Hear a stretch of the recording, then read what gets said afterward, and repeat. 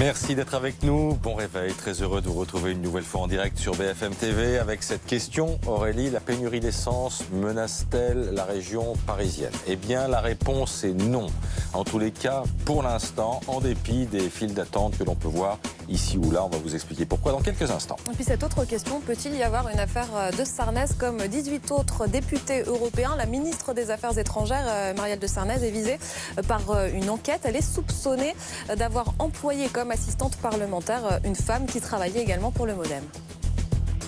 Première question du jour. Dans quel décor se trouve Christophe Persson? J'ai parié sur la Baule. En tout cas, c'est très beau. Je sais pas, j'irai Osgore. Osgore. Bon, alors. Eh ben, Berck. BFM TV 6h. Y a-t-il donc risque de pénurie de carburant en région? Merci d'être avec nous et bon réveil. Dans quelques instants, il sera 6h30. Alors, il y a un sujet qui intéresse plutôt les Parisiens ce matin. Désolé, mais il y a une question qui les taraude, les Parisiens. Y a-t-il une menace de pénurie de carburant en Ile-de-France? À l'heure où l'on parle, la réponse est non.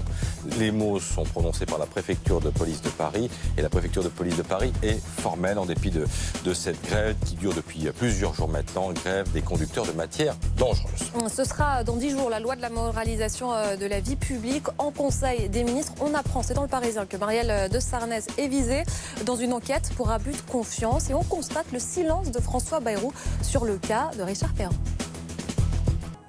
Christophe, voilà, le jour est en train de se lever derrière vous. Et oui, un ciel flamboyant. Anthony Morel, Aurélie est venu avec ses téléphones. Oui. Pas n'importe quel téléphone, des téléphones stupides. Oui, on avait les smartphones, ça vient d'être réédité, le Nokia 70 €, ce qui est beaucoup trop cher pour ce genre de téléphone, faut être clair. Sans l'abonnement, évidemment, faut payer l'abonnement en plus. Il a un écran en couleur, mais on retrouve toutes les fonctionnalités, que c'était le jeu du serpent. Non, tu te souviens de ça ou pas?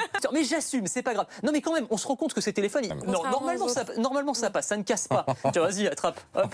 Tu peux le faire tomber, franchement, ça tient. Non, pas celui-là, quand même. Mais si, c'est des briques, téléphone à clapet, même chose. Mais oui, qui sont en train de revenir. Ça, c'est d'origine ou c'est... Non, alors c'est pas très joli. Moi, j'aime prendre. Ça sert à se désintoxiquer des mains. Voilà. Mais le problème des smartphones, c'est que on a les alertes info. Pour ceux qui veulent lâcher un petit peu tout ça, vous me direz, ils sont passionnés. Mais bien sûr, mais évidemment. Les selfie, rien à dire. Alors après, voilà, pour les selfies, c'est un peu plus compliqué. Il y en a quoi? Mais citer, ça fait pas de mal. Voilà. Elle va faire son marché, tu vas voir. J'hésite encore un peu. Dans un instant, en campagne, on va se rendre en Seine-Saint-Denis. Ça s'annonce compliqué pour Elisabeth Guigou. Merci d'être avec nous et bon réveil. Très heureux de vous retrouver comme chaque matin en direct. Cette question ce matin nous taraude, enfin elle taraude surtout les habitants de la région parisienne. Y a-t-il menace de pénurie de carburant? Pour dire les choses, non. Si l'on en croit la préfecture de police de Paris, il n'empêche, certaines stations sont à sec ce matin.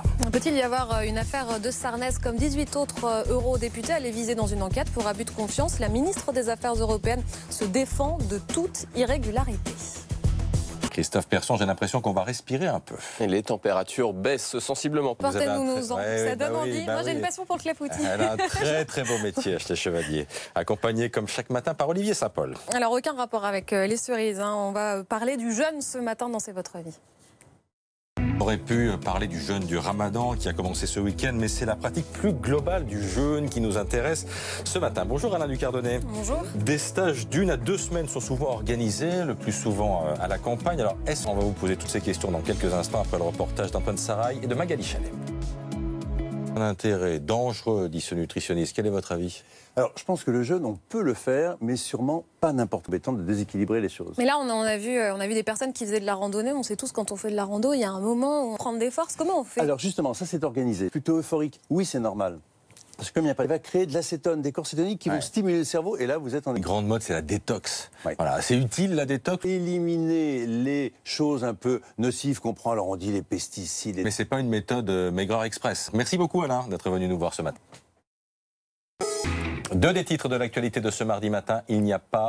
Merci d'être avec nous. Dans quelques instants, il sera 7h30. Les orages sont là. Voilà, même si les grosses chaleurs s'éloignent un peu. Et avec les orages, le retour des moustiques, vous verrez. Aïe, aïe, aïe. Et puis on va revenir sur la rencontre hier entre Emmanuel Macron et Vladimir Poutine. Le style Macron, très cash, a séduit ici en France. Qu'en est-il en Russie? On va retrouver Jean-Claude Galli dans un tout petit instant.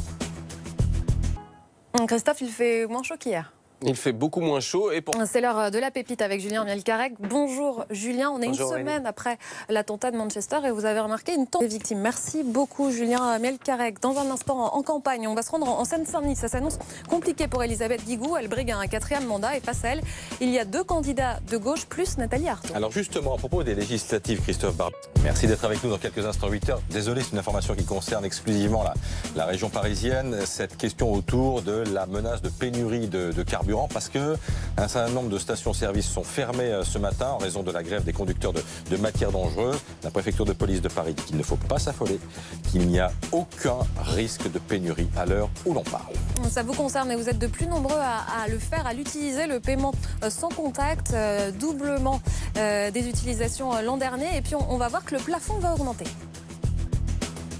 Christophe Persson, oula, les orages arrivent sur Paris. les orages arrivent sur l'est de